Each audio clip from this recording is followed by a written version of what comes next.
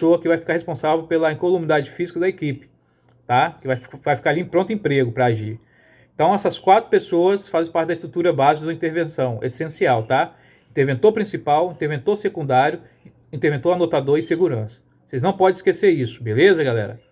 Grave isso aí. Isso aí é a 10ª coisa que vocês precisam de saber, vocês precisam decorar, tá? As outras coisas que eu vou falar com vocês agora é só vocês entenderem, beleza? Então, decoradas essas 10 coisas, gente. Decoradas essas 10 coisas, o que vocês vão entender agora? Vocês têm que entender a diferença de refém para vítima. Refém para vítima. Qual a diferença de refém para vítima? Que lá na prova pode cair assim, da seguinte forma. Eles vão dar uma situação, vão mandar você dizer se a pessoa é refém ou se ela é vítima. O refém, gente, geralmente é uma pessoa que foi tomada aleatório. O criminoso, ele tentou praticar um ato, foi surpreendido de crime, não teve outro jeito e ele pegou uma pessoa como refém para quê? Para que seja um objeto de troca.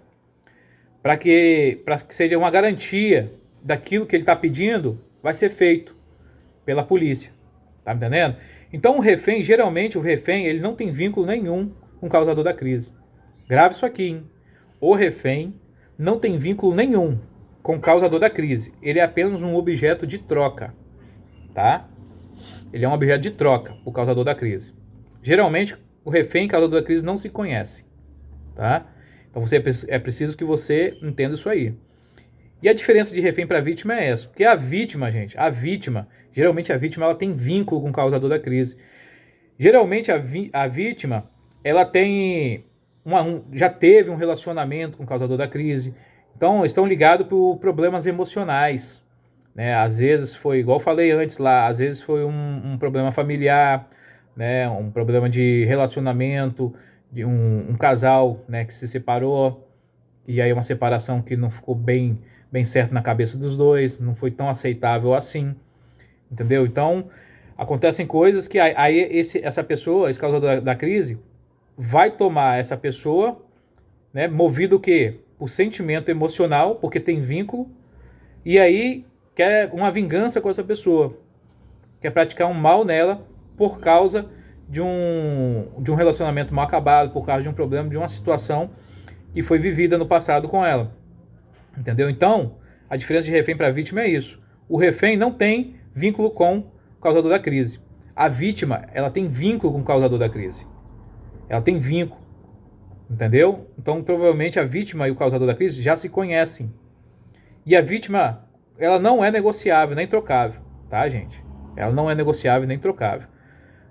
Já no refém, não. O refém ele é um objeto de troca. O causador da crise só pegou o refém para garantir que aquilo que ele pedir vai ser feito. Já a vítima, não. Geralmente, o causador da crise ele não quer trocar a vítima, ele quer fazer o mal para a vítima ali, porque ele quer vingança. Beleza? Então tem um vínculo emocional entre os dois. Um relacionamento. Né? Mesmo que seja um relacionamento passado, mas houve um relacionamento. Essa é a diferença de refém para vítima. E é preciso que vocês entendam isso aí, beleza? Esse aí você não precisa decorar não, mas é mais entender mesmo, tá? É mais entender. Outra coisa também que vocês vão ter que entender, deixa eu dar uma olhada aqui, é sobre a negociação, gente. Negociação, que eu falei que a negociação é a primeira alternativa tática, tá? Dentro da negociação, é só preciso vocês entenderem que tem 2 tipos de negociação, a real e a tática. A negociação real, se liga que geralmente é a que mais acontece. É quando o negociador ele tenta a rendição dos criminosos por convencimento, através de conversa, persuasão, através de técnicas de psicologia, barganha, né? Através de atendimento a algumas reivindicações que sejam razoáveis. Às vezes o causador da crise ele pediu algumas coisas e aí você atendeu ele dentro daqueles 3 princípios, né? Que você vai avaliar se você pode atender ele, né? Necessidade, né, validade do risco, dentro da aceitabilidade, se é moral, se é ético, se é legal, você vai atender ele. Então, a negociação real é quando você tenta, numa boa, fazer com que o criminoso se renda, numa boa. E já tem também a negociação tática. É quando você vê que numa boa o cara não vai se render, o que você vai fazer? Você vai, na hora de negociar, você vai ganhar um tempo, né? Para quê? Para coletar análise de informações, né? Para quê? Para suprir as alternativas táticas. Quando você vê que numa boa ele não vai se render, às vezes não tem tempo dele se render numa boa, porque a situação exige algo mais imediato também, aí sim vai ser feita negociação tática. Você está ganhando um tempo para coletar as informações para que as outras alternativas táticas sejam postas em prática, beleza? Então, dentro da negociação tem a negociação real e negociação tática, beleza, galera? Não se esquece isso daí, é só mais coisa de você entender. Outra coisa que vocês precisam entender também, que os procedimentos em relação à imprensa. Eu sei que a imprensa, ela causou uma separação entre polícia e imprensa por causa das coisas que ela fica falando contra a polícia, né? Causou um sentimento de asno, né? Uma separação, uma barreira. Mas, diante das situações, dentro das ocorrências, nós devemos buscar, segundo a legislação, uma maior aproximação com a imprensa. Nós devemos nos aproximar com a imprensa. Talvez na prova pode colocar uma questão dizendo que nós não devemos nos aproximar, devemos limitar o contato com a imprensa, devemos não fazer contato com a imprensa. Está errado, tá, gente? Que nós devemos ter uma maior aproximação com a imprensa, com informações detalhadas sobre as atividades, organizações e dificuldades, tá? Nós devemos também preparar um local para a coletiva. Tem que ter um local específico para que dê uma coletiva para a imprensa. Porque a importância, porque a imprensa ela precisa de passar as informações para as pessoas, para os cidadãos. Elas precisam de passar essas informações. E se o polícia não passa essas informações devidamente para ela, os repórteres podem dizer aquilo que eles entenderam no local. E às vezes, aquilo que os repórteres vão falar pode não ser o que está realmente acontecendo. Podem passar informações falsas, podem entregar algumas informações que são importantes, né, que se forem abertas, pode atrapalhar no planejamento. Então, por isso que o polícia tem que se aproximar, os polícias têm que se aproximar da imprensa. Claro, você vai passar informações para a imprensa sem comprometer o processo de gerenciamento. As informações que você vai passar são informações confiáveis e tranquilas, que não vai atrapalhar e comprometer nada, beleza? Então você tem que ter esse contato com a imprensa, mas passar informações sem comprometer o planejamento e o gerenciamento da situação, beleza? Recomendável nunca fazer promessas do tipo que todos vão sair bem, vai dar certo, vai dar tudo 100%. Nunca você ficar fazendo esse tipo de promessa. Sempre preparar a população para o pior desfecho, tá? O pior desfecho, mostrando que pode acontecer a pior coisa. Nunca ficar sempre no positivismo, não, vai dar tudo certo, tá tudo dominado, tá tudo bem, aí acontece a pior coisa e aí? Entendeu? Então sempre prepara a população para o pior desfecho. Você sempre vai mostrar a sua credencial como garantia, né? Pro causador da crise. E você vai reposicionar também para o protocolo de rendição, se for o caso. Está dizendo lá. Né? Que às vezes a pessoa quer se render. Né? Ela causou tanto, a crise foi grande, ele estava duro no início e tal, mas em determinada etapa, o causador da crise ele quis se render. Aí você vai reposicionar para o protocolo de rendição. Nesse sentido, beleza? Então, com a imprensa, o sentimento vai ser esse, sempre de buscar aproximação e passar informações sem comprometer o processo de gerenciamento. Quem vai ser o polícia que vai passar informação? Vai ser aquele polícia que vai ser escolhido pelo gerente da crise. Beleza? O gerente vai escolher um polícia específico para passar informação. E num local específico, não é qualquer local, beleza? Então entenda isso daí. Outra coisa que vocês têm que entender, gente, é só questão de entender mesmo, é sobre os perímetros. Né? O gerente da crise ele vai estabelecer esses perímetros. E quais são esses perímetros? Geralmente são 4 tipos de perímetro que tem aqui. Pelo menos no desenho da apostila nossa, tem 4 perímetros demarcados aqui. De fora para dentro, o perímetro mais externo, mais exterior, é o perímetro externo. Tá, gente? É o perímetro externo, é o mais exterior. Quem vai ficar nesse perímetro externo? As pessoas em geral, a imprensa. Segundo o que está aqui na apostila é isso. Depois do perímetro externo, adentrando ao ambiente um pouco mais, ultrapassou o perímetro externo, passou pelo perímetro externo, vem o perímetro interno.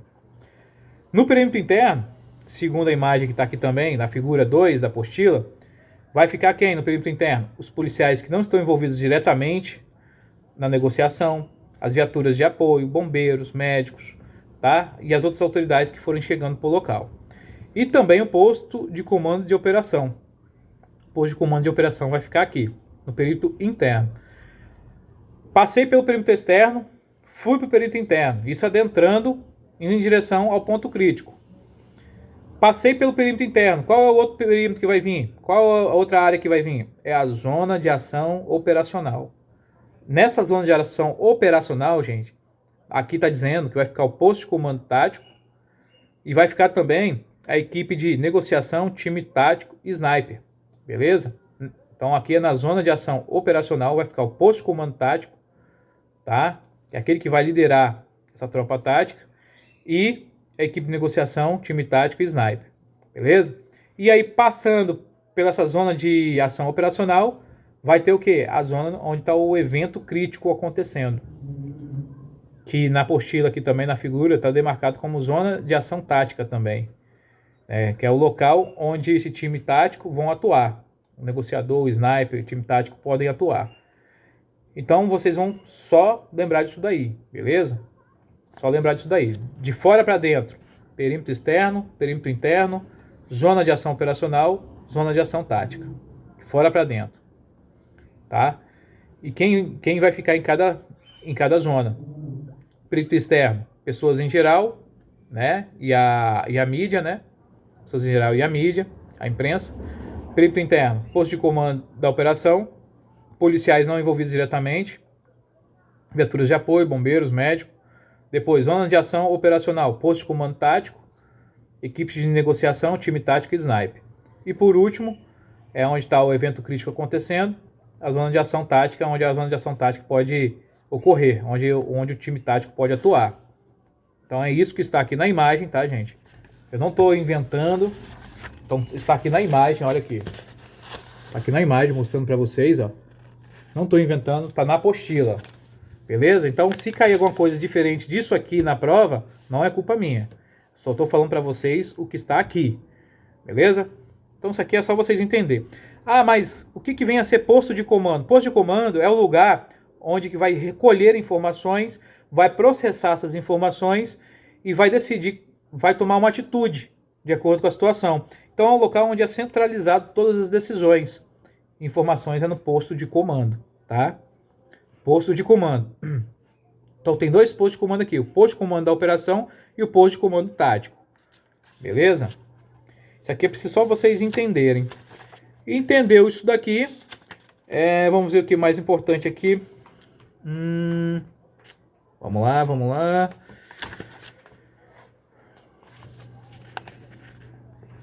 O mais importante depois disso daqui, para vocês entenderem, é a respeito de diferença de gerenciamento de crise estático para dinâmico.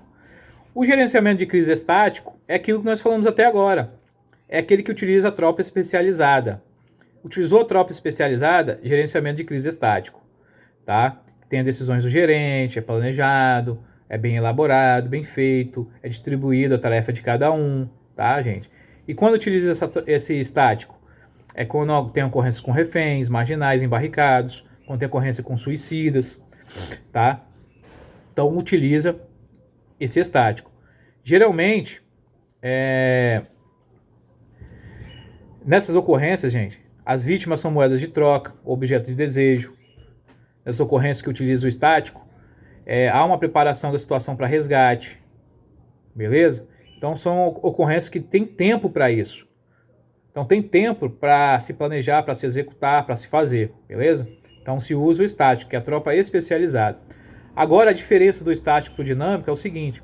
No dinâmico, quem é responsável por fazer o dinâmico não é a tropa especializada, mas é a tropa territorial. Porque já são ocorrências mais críticas, já são ocorrências mais problemáticas. São aquelas ocorrências em que, se você esperar muito tempo, já era. A situação já acabou. O cara vai ter matado todo mundo. São ocorrências em que tem um atirador ativo, tem homem-bomba. São ocorrências em que o cara está com intenção de fazer vítimas em massa, em grande quantidade, entendeu? Você viu que a pessoa está mentalmente perturbada, é terrorista. Então são os piores tipos de ocorrência. E aí, nesse caso dessas ocorrências, vai ser feito o quê? O gerenciamento de crise dinâmico.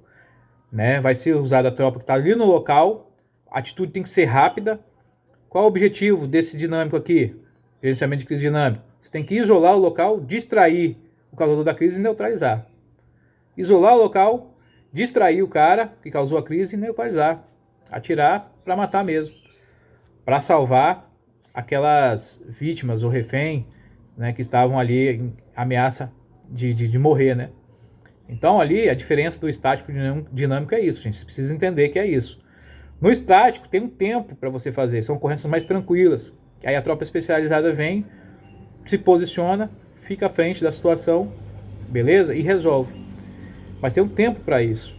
No dinâmico não. Dinâmico não tem tempo. É você chegar e ter que já fazer, porque senão a vítima, o refém, pode morrer. Não tem tempo.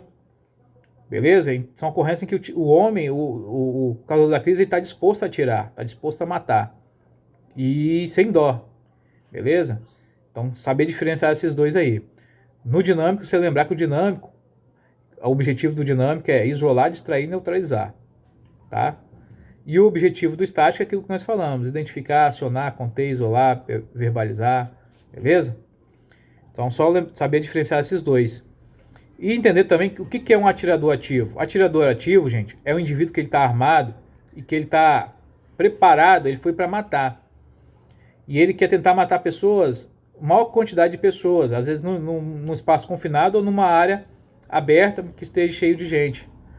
Tá? Mas o objetivo dessa pessoa, desse atirador ativo, é de matar as pessoas, entendeu? E quando tiver um caso de atirador ativo, o que se recomenda é o seguinte: é no mínimo, 2 policiais atuando. No mínimo. Mas quando for possível, o essencial é ter no mínimo 4, tá? Aqui fala que no mínimo dos mínimos, vou botar assim, uma exceção mínima é 2 policiais para atender essa ocorrência de atirador ativo. É o cara que quer matar as pessoas. Mas, sendo possível, 4 policiais atuando aí, beleza? Então tem que se trabalhar em equipe, porque o trabalho em equipe, ele produz uma resposta mais rápida, mais eficaz, beleza, gente? Então é você entender aí o que é atirador ativo, tá? Com ocorrência, e lembrar, a ocorrência com atirador ativo sempre vai ser competência da tropa ordinária, não vai ser competência da especializada. Então, se é competência da tropa ordinária, é o gerenciamento de crise dinâmico, tá? Gerenciamento de crise dinâmico. Quando for uma ocorrência de competência da especializada, que dê tempo para eles agirem tranquilamente, até eles chegarem no local, tudo certinho, já vai ser um gerenciamento de crise estático, que é da especializada. Grava o Ezinho aqui, ó, estático, especializada, beleza? Aí você não vai confundir na hora da prova. E o dinâmico vai ser a tropa ordinária, a tropa territorial. Show de bola? Bom, o que eu vi de mais importante é isso aí para falar com vocês. Uma coisa também que é interessante aqui é conta a classificação dos graus de risco. Não é preciso decorar não, mas é preciso que só vocês entendam. Aqui a apostila classificou os graus de risco para a gente em 4 graus. O primeiro grau ele classificou como alto risco, que é a situação em que o causador da crise está armado sem refém. O segundo grau ele classificou como altíssimo risco, que é a situação em que o causador da crise agora ele está armado também com refém. Beleza? Então o primeiro ele estava armado sem refém. Primeiro grau. No segundo grau, que é o altíssimo risco, agora ele está armado com refém. Já está ameaçando vidas. O terceiro grau, que é uma ameaça extraordinária, o causador da crise ele é um terrorista. Tá? Ele tem suas convicções políticas, religiosas, né? Tem seus objetivos, suas metas, bem armado. Então, já é uma ameaça extraordinária, de terceiro grau. Se exige mais dessa ocorrência, entendeu? Já é o terceiro grau, então, ameaça extraordinária. É um terrorista. E o quarto grau, que é o último grau, né? É o grau mais violento, mais perigoso, que é a ameaça exótica. Que no caso aqui é quando ele é causada por um conteúdo radioativo, com alto poder destrutivo e poder de destruição em massa, de matar grande número de pessoas em curto espaço de tempo. Beleza? Então, o quarto grau é a ameaça exótica. Tá, gente? Então, vocês lembram aí, são 4 graus de risco. Primeiro grau, alto risco, causador armado sem refém. Segundo grau, altíssimo risco, causador armado com refém. Terceiro grau, ameaça extraordinária, causador terrorista. E o quarto grau, ameaça exótica, que é o causador está em posse de conteúdo radioativo e com poder de destruição em massa. Beleza? Isso aí é só questão de vocês lembrar, entender também. Não é algo tão difícil assim. E deixa eu ver o que é mais importante passar para vocês aqui. Ah, tá. Procedimentos. Quais são os procedimentos operacionais? Cite pelo menos 3 procedimentos operacionais, tá aqui, ó. Ao tomar conhecimento da ação de atirador ativo. Então, quando você chegar na ocorrência, tem um atirador ativo, uma pessoa disposta a matar várias pessoas, o que você vai fazer? Você vai informar na rede de rádio as ações que irão tomar, você vai informar no CIODES a situação que está passando, você vai passar para o CIODES. E aí você vai atuar no mínimo com 2 policiais, igual eu disse, quando possível em 4. Depois, você vai atuar com o máximo poderio bélico disponível. O que tiver disponível para você ali, o máximo você vai usar nessa situação, tá, gente? Aí você tem que estar aportando HTs para comunicação, claro, isso é importante. Você vai utilizar um escudo balístico, se tiver disponível para você. Você também, é importante você saber identificar qual a zona verde. Zona verde é o local que não tem possibilidade de confronto. Saber separar a zona verde da zona amarela. A zona amarela é o local que pode ter um confronto. Existe uma possibilidade, mesmo que seja mínima, de confronto. E a zona vermelha, que é o local que provavelmente vai acontecer um confronto. Tem grande chance de acontecer um confronto. Saber identificar e separar essas zonas. Uma coisa interessante que vocês vão saber, tem que saber, que pode cair na prova, é isso aqui, ó. Sempre você vai se deslocar em direção ao som dos disparos, das pessoas gritando e correndo. Sempre.